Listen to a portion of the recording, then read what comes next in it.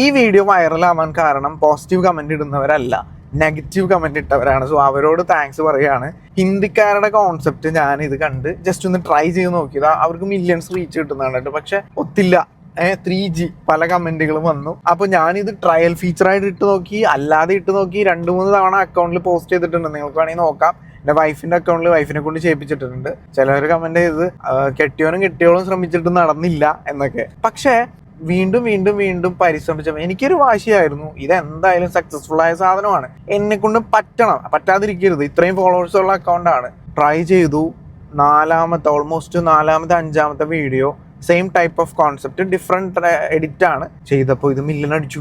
നമുക്ക് ഒരു ആഗ്രഹം അല്ലെങ്കിൽ നമുക്കത് ഉറപ്പുണ്ടെന്നുണ്ടെങ്കിൽ എത്ര ഫെയിൽ ആയാലും അത് സക്സസ് ആവണം വരെ ട്രൈ ചെയ്ത് കഴിഞ്ഞാൽ ഡെഫിനറ്റ്ലി അത് സക്സസ് ആയിരിക്കും.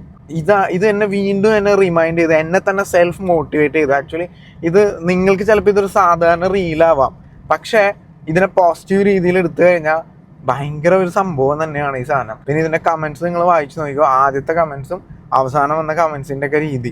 ആദ്യം നമ്മൾ എന്തെങ്കിലും ഒരു കാര്യം ചെയ്യുമ്പോൾ നമ്മൾ ഒരുപാട് പേര് തളർത്തും, ഒരുപാട് പേര് കളിയാക്കി കുറ്റപ്പെടുത്തും. പക്ഷെ സെയിം കാര്യത്തിനെ സക്സസ് ആയി കഴിയുമ്പോൾ എല്ലാവരും വന്ന് ഗ്ലോറിഫൈ ചെയ്യും.